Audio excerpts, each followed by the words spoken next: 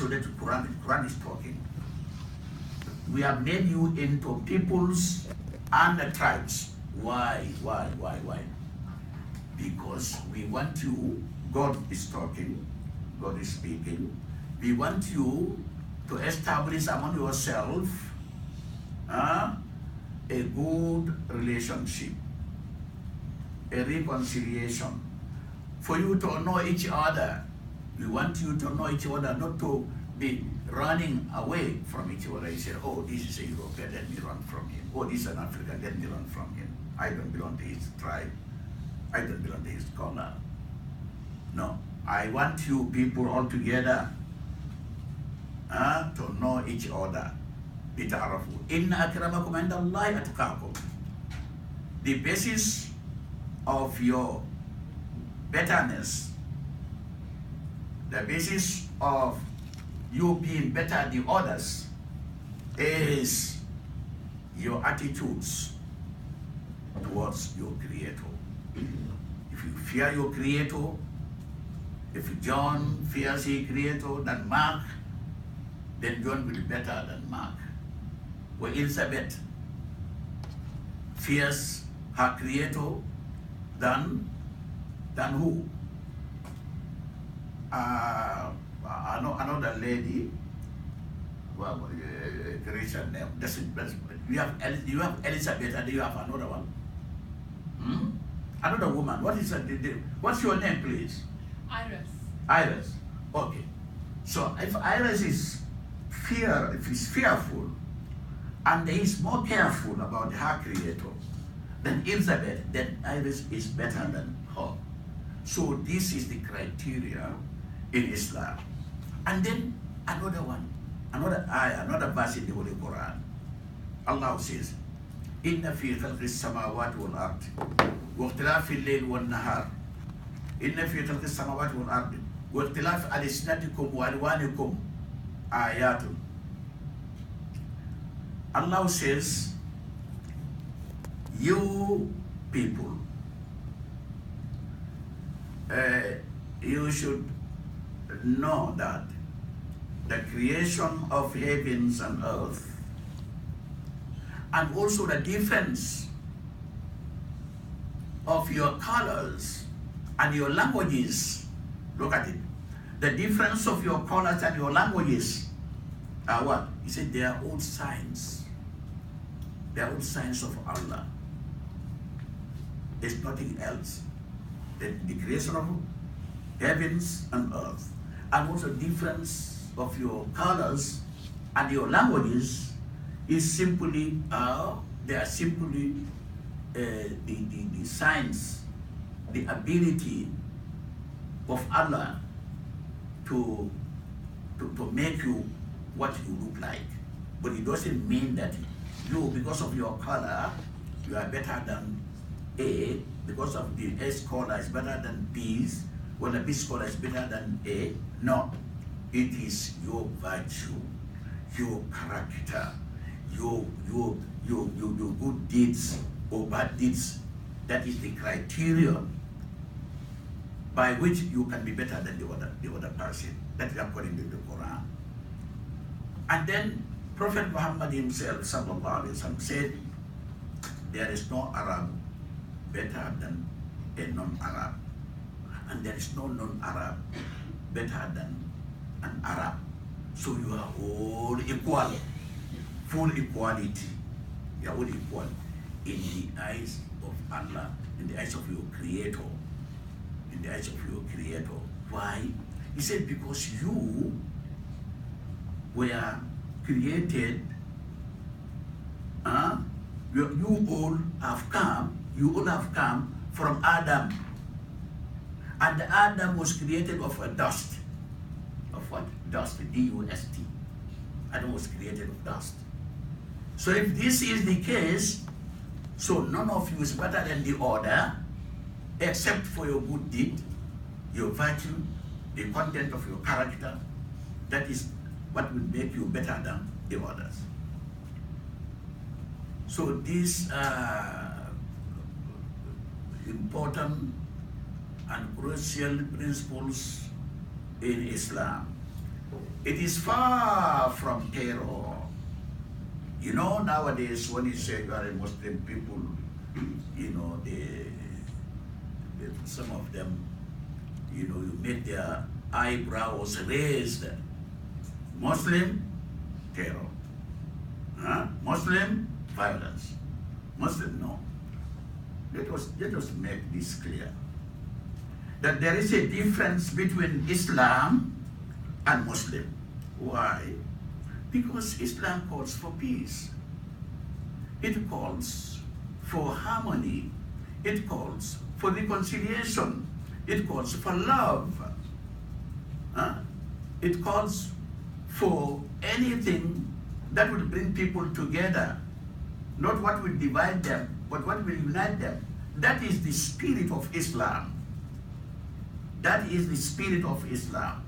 But if somebody else calls himself a Muslim, but he is inclined to believe in that, to acquire certain political objectives and purposes, will only go back to Islam and use the name of Islam. In the Gambia, for example, gentlemen, Islam has come to the Gambia over 1,000 years ago. It means that Islam, when it came from North Africa, it came to Morocco, Mauritania, to Senegal and Gambia. That is 1,000 years ago, in the 8th centuries. So we have Christians in the Gambia. We live side by side, shoulder with them, in peace and harmony. If they have something that is pleasant, they have an occasion, an event that is pleasant, we join them. If you have otherwise, we join them. If we have a pleasant occasion, an event, they come to us, you know. And if something that is unpleasant, they also come to us. There is a full religious tolerance in the Gambia. The percentage of the Muslims in the Gambia is not less than 98%. They are all Muslims. 98%. Well over 95% are all Muslims. So men and women in Islam are equal.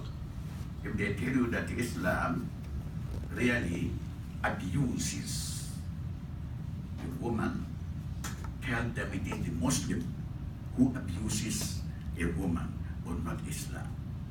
Because Islam equalizes between men and women in almost everything.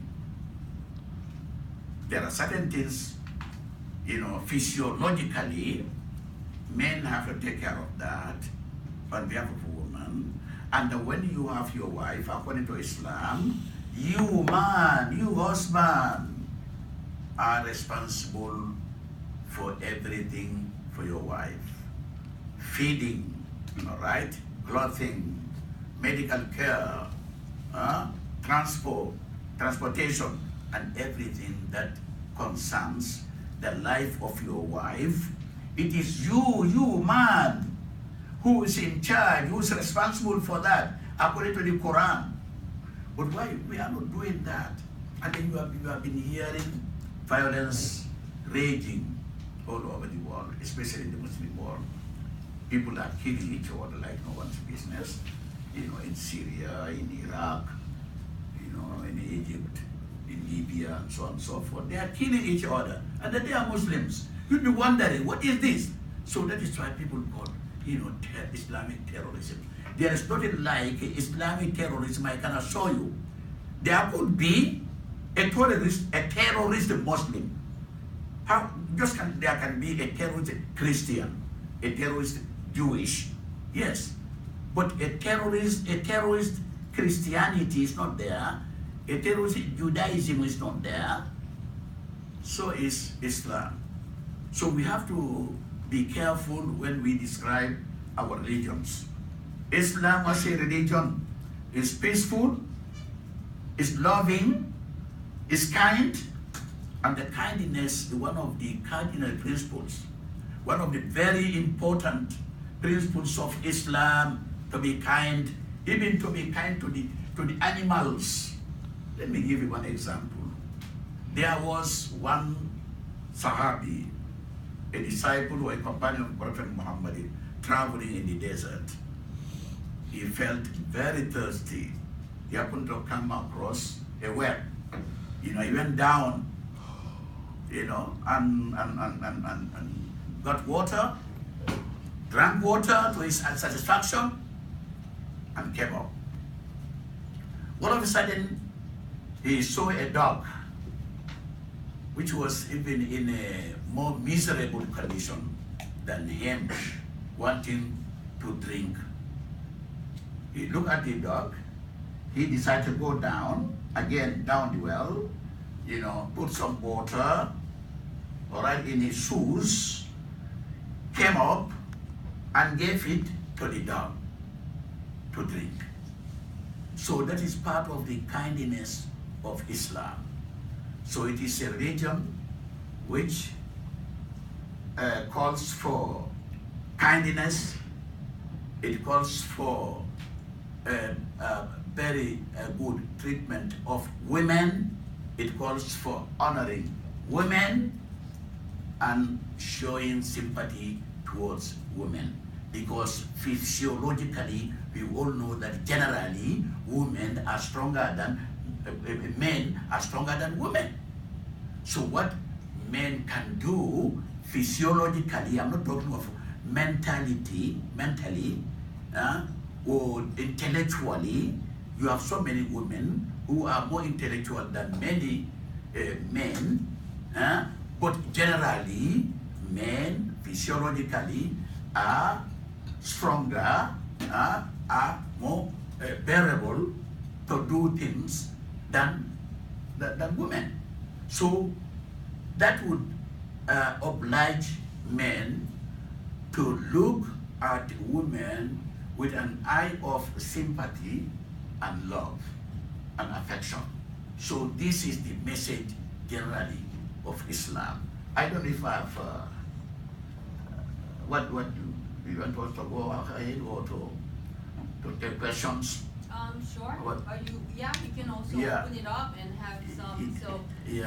Sure. Okay, so we have more general lecture about Islam, so we can bring any questions about Gambia or generally about Islamic, teachings or anything like that. So I can moderate for you. Anybody have a question?